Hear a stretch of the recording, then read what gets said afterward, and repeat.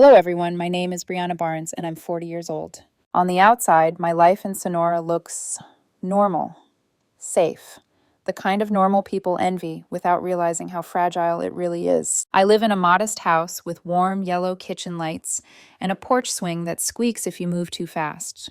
My boyfriend, Ethan, moved in a few years ago.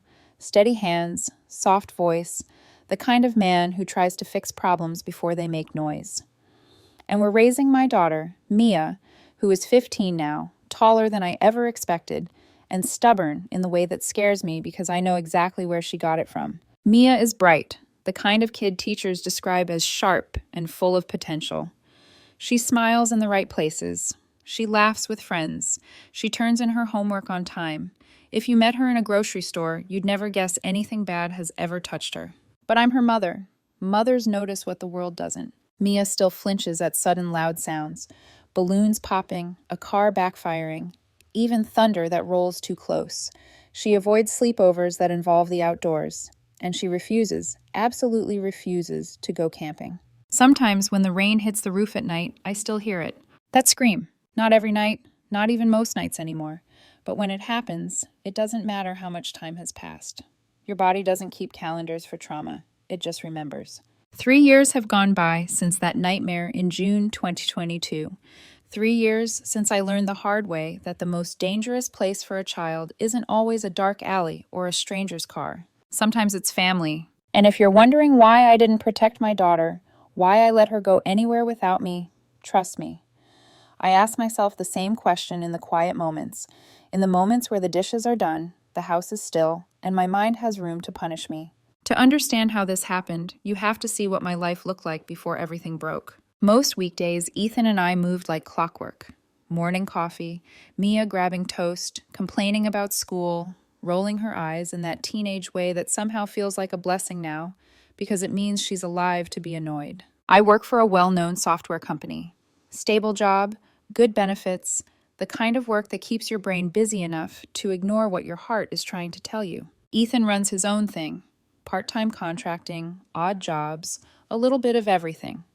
He's the type who can replace a faucet and calm a panic attack in the same afternoon. And then there's my dad. He lives about an hour away in a small house with a big garden, retired military, quiet, tough, the kind of man who doesn't waste words.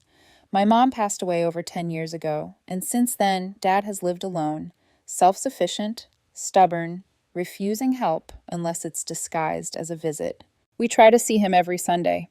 Those visits were always Mia's favorite. She adored her grandpa. He'd teach her little things, how to tie knots, how to tell directions by the sun, how to spot animal tracks in mud. Just harmless, old-school skills. Back then, those moments felt like family, like roots. The truth is, Dad was the only person from my blood family I stayed close to. Because my sister Rachel and I grew up in the same house, shared the same parents, the same holidays, the same scraped knees. But as adults, she became someone I couldn't fully recognize. Sharp edges where warmth used to be, a constant need to win, even when there wasn't a competition. And her husband, Greg was the kind of man who walked into a room like he was doing everyone a favor just by being present. He bragged about investment opportunities, threw around buzzwords like they were evidence of intelligence, and somehow managed to lose over $200,000 across failed schemes, while still talking like he was one big break away from becoming a billionaire. Ethan didn't like him. Dad didn't like him. And I tolerated him because Rachel loved him, and because family, stupidly, felt like a reason. That's why, in May 2022, when Dad invited all of us over for dinner, I didn't hesitate. It was one of those rare nights where everything looked happy on the surface. Dad had grilled barbecue. The air smelled like smoke and sauce. And Mia sat beside Tyler, Rachel's son, the same age as Mia back then. They chatted about school and summer break like nothing in the world could touch them. I remember watching Mia laugh, her eyes bright, her hands animated. I remember thinking, she deserves a childhood that stays soft. After dessert, Rachel leaned forward like she'd been waiting for her moment. Greg bought new camping gear last month, she announced, practically glowing. We're planning a trip to the National Forest at the end of this month. Does anyone want to join us? Greg smiled like he'd just invented fire. Before I could say anything, Dad nodded. That's a great idea. You should all go together. Make good memories for the kids. Mia's fork clinked against her plate as she sat up straighter. Really? We can go? I looked at Ethan. He gave me that hesitant look, half protective, half willing to give Mia something fun. Against that quiet itch in my gut, I nodded. Sure, we'll go. Rachel suggested Usaid National Park. Beautiful scenery, beginner trails, family friendly. Mia spent the next 2 weeks in full excitement mode. She watched camping videos, made lists, packed and repacked her purple backpack like she was preparing for the adventure of her life. And then, 3 days before the trip, life did what it always does. My company had a crisis, vital project, emergency fixes, the kind of fire that doesn't care about your personal plans. At the same time, Ethan got pulled into a job he couldn't bail on without losing a major client. That night, we sat at the kitchen table with Mia's camping checklist between us like a verdict. We can't go, Ethan said quietly. Not this weekend. Mia's face crumpled so fast it took my breath away. She sank to the floor like her bones gave up. Mom, she pleaded, eyes shining. I've been waiting for this. Please don't cancel. The guilt hit so hard it felt physical. I crouched beside her, brushing hair off her forehead. Baby, we'll plan another trip next month, I promise. But Mia shook her head fiercely, like she could force the universe to cooperate if she refused hard enough. Then she looked up, suddenly hopeful. What if I go with Aunt Rachel and Uncle Greg? Tyler will be there. I won't be alone. Ethan's jaw tightened immediately. Mia, please, she begged, clasping her hands like she was praying. I'm 12. I'm not a little kid. I should have said no. I should have listened to Ethan's silence, to my own instincts, to the way my stomach turned. But Rachel was my sister. Dad had encouraged it, and Mia's disappointment felt like something I couldn't bear to be responsible for. So we called Rachel. She didn't hesitate. Of course, Bree, she said sweetly. We'll take care of Mia like our own daughter. Don't worry. Greg chimed in too, cheerful. It'll be fun. She can share a tent with Rachel. After we hung up, Ethan leaned back in his chair, rubbing his face. Brianna, do you really trust them? I stared at the dark window over the sink, my reflection faint and unsure. They're family, I said, more to convince myself than him. They'll protect her. I didn't know that sentence would haunt me. The morning of the trip, I woke up too early, heart racing, throat dry. I dreamed Mia was running through trees, calling for me, and every time I got close, the forest swallowed her again. I told myself it was just nerves, but some part of me already knew. We drove to Rachel's house, Mia humming softly in the back seat, hugging her purple backpack like it was a passport to happiness. Rachel came out smiling, arms wide. Greg patted Ethan on the shoulder, all friendly confidence. Don't worry, Greg said. 2 days will go fast. I pulled Rachel aside as Mia climbed into the SUV. You have to promise me, I whispered, gripping her arm. You keep an eye on Mia. Don't let her go anywhere alone, not even for a minute. Rachel nodded, expression serious for once. I promise. I'll protect her. Ethan hugged Mia tight. I hugged her tighter. And as I let her go, a strange feeling rose in my chest, like I was releasing something precious into the hands of people who didn't understand its value. Mia smiled, kissed my cheek, and said, I love you, Mom. I'll tell you everything when I get back. We stood on the sidewalk waving as the SUV rolled away, and I didn't know yet that I was watching the last moment of innocence my daughter would ever have. The house felt wrong the second we walked back in.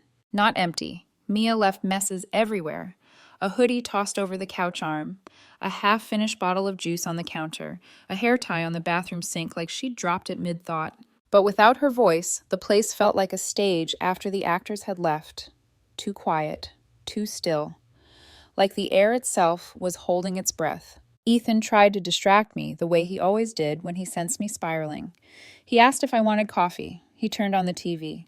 He made a joke about how we'd actually get through dinner without Mia critiquing our cooking like a tiny food critic. I laughed, and hated myself for laughing. Because underneath it, that ache was already growing, slow, steady, like a bruise spreading. For the first 2 hours of the drive, Mia texted constantly. A photo of the road stretching into green hills, a selfie with Tyler in the back seat, him doing some bored-looking peace sign while she grinned too big, a blurry shot out the window with the caption, "It's so pretty I can't believe it." I watched each message appear like a heartbeat, proof she was okay. Ethan glanced over my shoulder and smiled. See, she's fine. We worried too much. I wanted to believe him so badly it almost hurt. An hour later, her messages slowed. Then came the last one, shorter than the others. Going deeper into the forest. Signal's getting weak. Don't worry. Aunt Rachel says we're almost at the campsite. I'm having so much fun. After that, nothing. I told myself it was normal. Forests don't care about phone towers.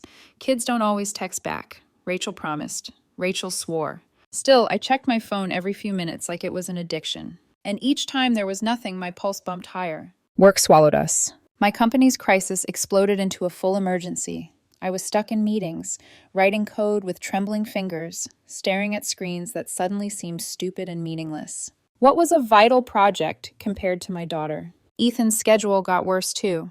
A client demanded last-minute changes. He left early, came home late, covered in sawdust and frustration. Every time he came through the door, he asked the same thing, like he was afraid of my answer. Any word from Mia? And every time I had to shake my head, I felt like I was failing her again. The second night, I dreamed of rain. In my dream, Mia was calling for me, but her voice came from everywhere at once, like the trees themselves were mocking me. I woke up with my hand clamped around my phone so tight my fingers cramped. Still nothing. Ethan sat up beside me, hair a mess, eyes heavy. He reached for my hand in the dark. "She's with family," he whispered. "She's with adults. She's okay." But his voice didn't sound convinced. It sounded like prayer. The next afternoon, around 4, we drove to Rachel's house to pick Mia up. I had already made plans in my head.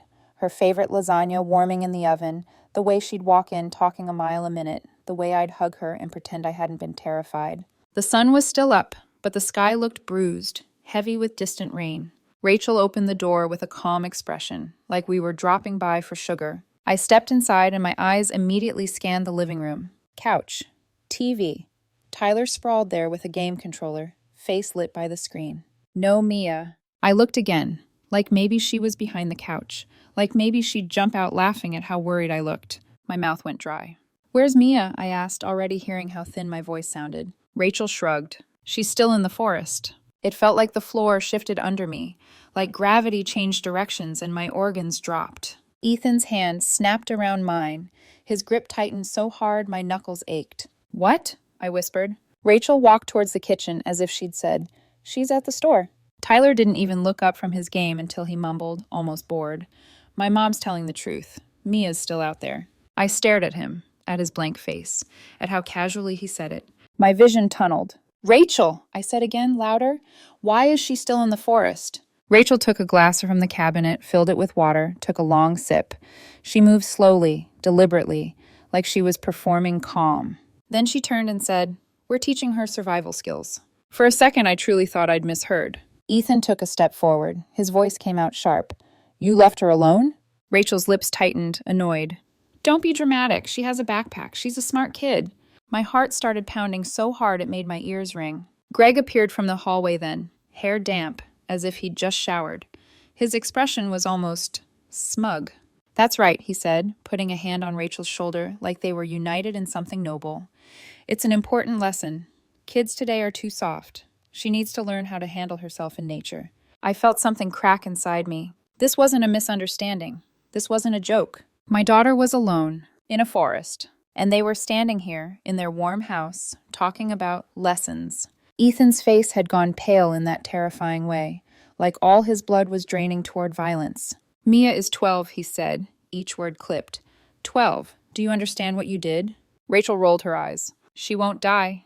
That sentence, so cold, so casual, hit me like a slap. I lunged forward before I even realized I was moving. "Where?" I hissed, grabbing Rachel's shirt at the collar. "Did you leave her?" Rachel didn't look scared. She looked pleased, like she'd been waiting for me to lose control.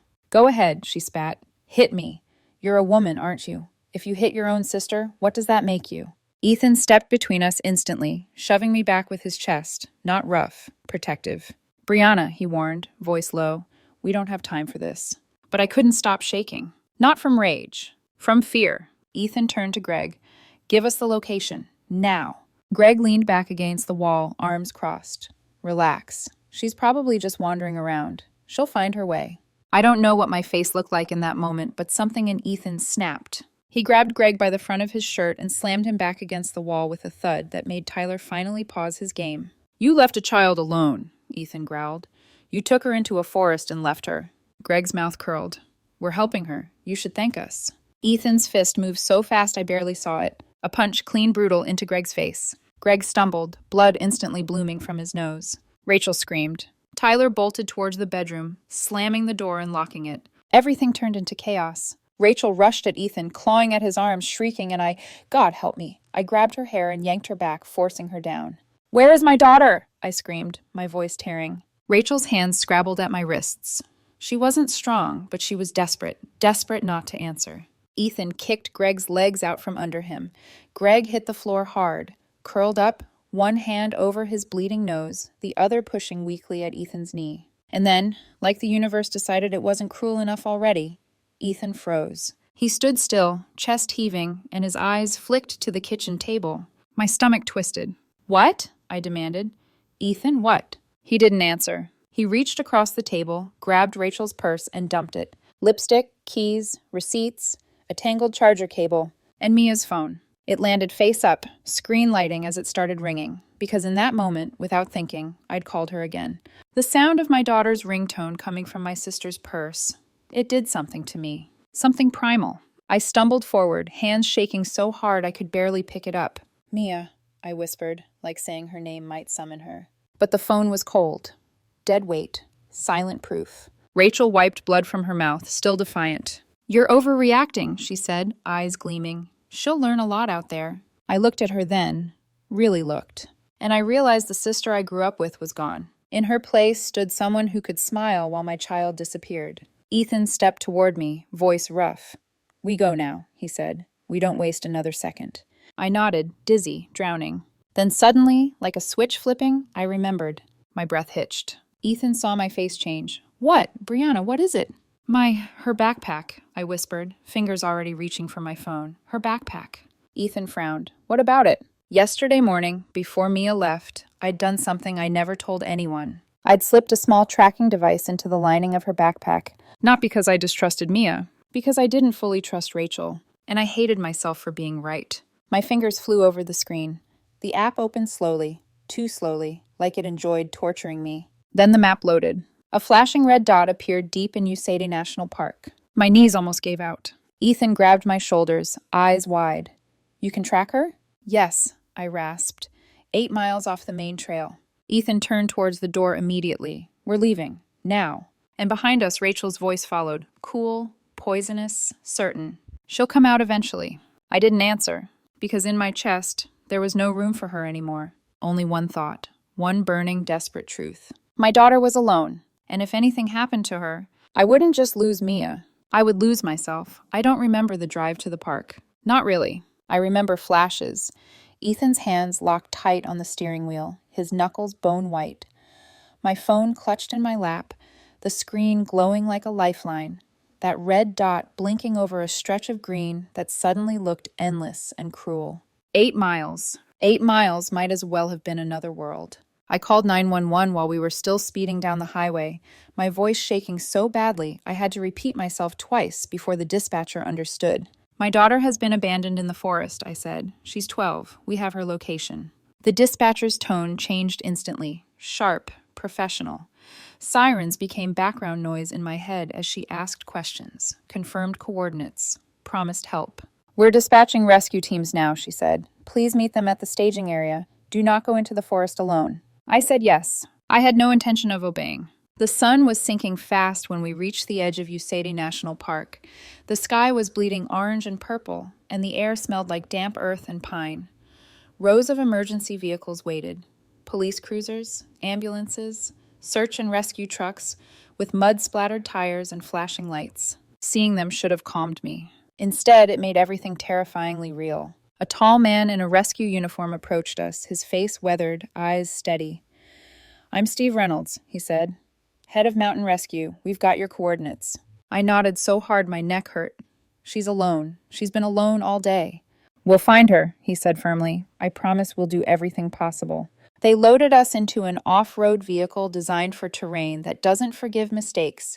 The engine roared to life, headlights cutting into the trees as dusk collapsed into night. I pressed my forehead to the window, staring into darkness, imagining Mia out there, cold, scared, calling my name. The vehicle jolted suddenly, then stopped. Steve swore under his breath. "Mud," he said. "Rain earlier today softened this stretch." My heart slammed so hard I thought I might throw up. Ethan opened his door instantly. "We can walk from here." Steve grabbed his arm. No, that's dangerous. We don't split off without coordination. Every minute counts, Ethan snapped, voice breaking. She's a child. Before Steve could respond, another rescue vehicle appeared behind us. Chains, winches, heavy equipment. They worked fast, but every second felt like an hour peeling off my life. When we finally moved again, I couldn't stop shaking. The closer we got, the darker it became. At some point, the engines shut off. Silence rushed in. Steve handed out radios and flashlights.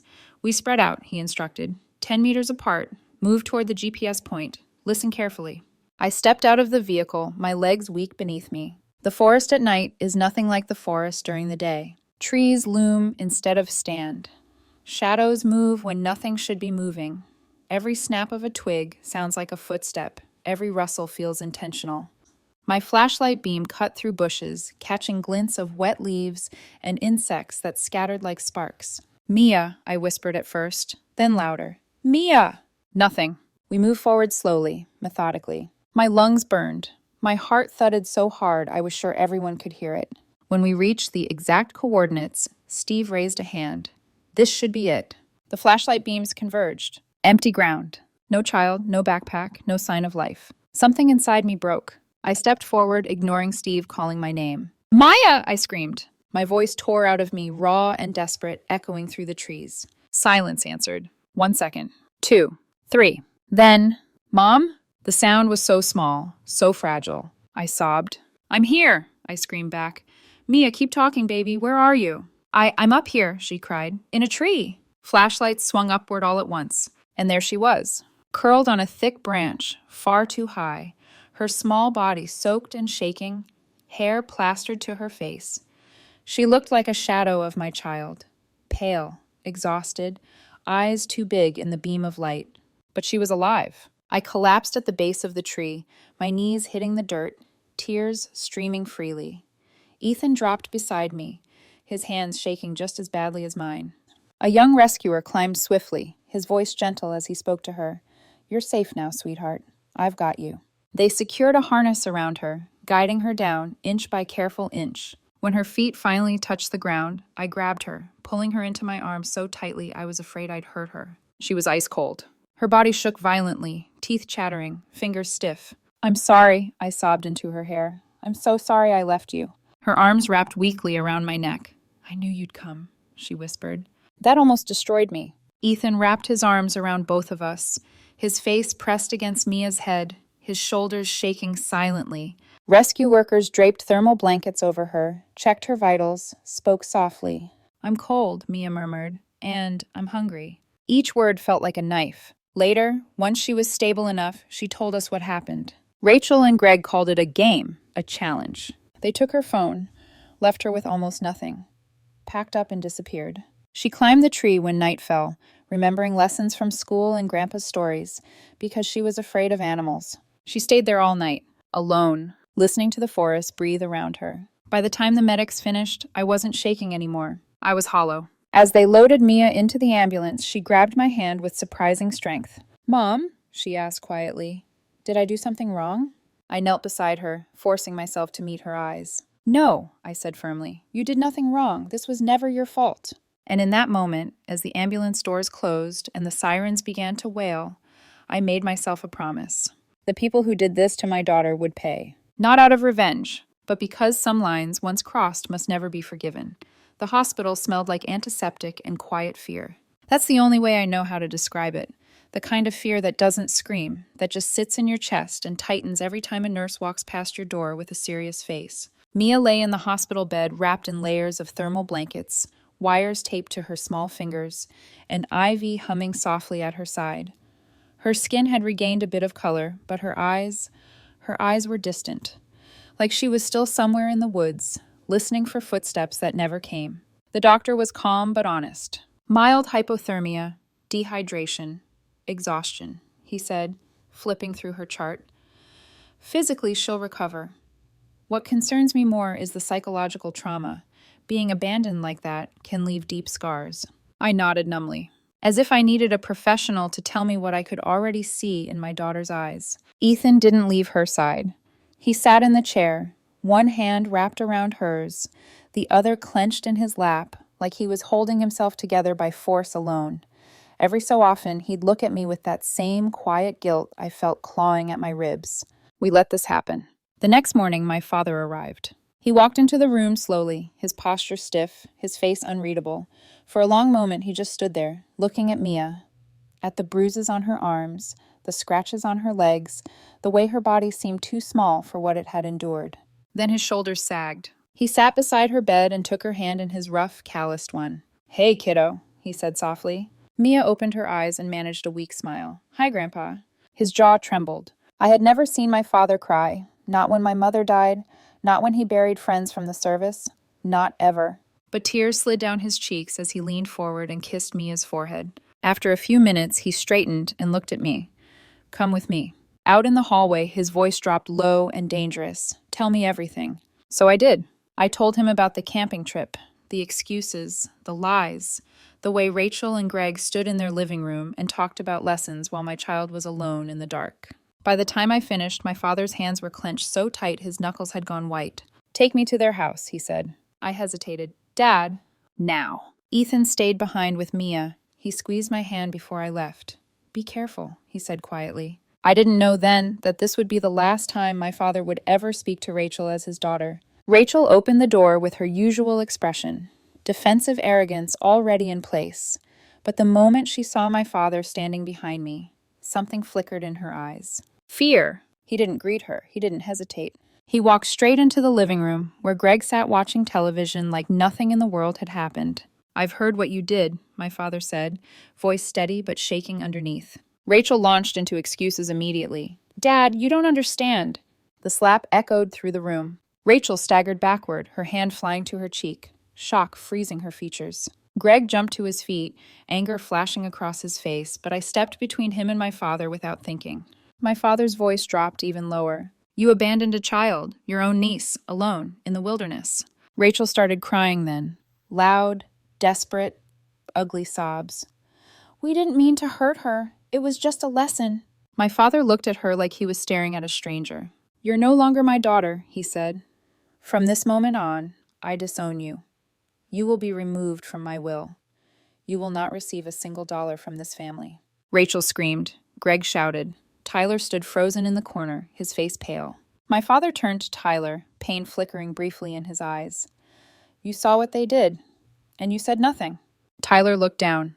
"That silence," my father said quietly, "is cruelty." Then he turned and walked out. Back at the hospital, 2 women were waiting for us in Mia's room, a detective from the Sonora Police Department and a representative from Child Protective Services. My stomach twisted instantly. They spoke gently, carefully, explaining they needed Mia's statement to move forward with charges. I wanted to protect her from reliving it. I wanted to scream, "She's been through enough." But Mia surprised me. She squeezed my hand and said, "I can tell them." Her voice was small, but steady. She told them everything. The game, the phone being taken, the empty campsite, the night alone. Ethan and I sat on either side of her, tears falling silently as we listened to our daughter recount a nightmare no child should ever have words for. When it was over, the detective nodded grimly. "We have enough evidence to arrest and prosecute Rachel and Greg for child endangerment and child abandonment." I felt relief and exhaustion crash over me at the same time. Justice was beginning. But healing? That was going to take much longer. That night, as Mia slept fitfully, waking from nightmares that left her crying into my arms, I understood something I'd never fully grasped before. Blood doesn't mean safe, and love doesn't mean forgiveness. Sometimes, protecting your child means burning bridges you never thought you'd cross.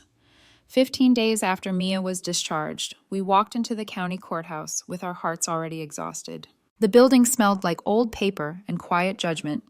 Every step echoed too loudly, like the walls were listening. My father was already there, seated in the front row, posture straight, hands folded.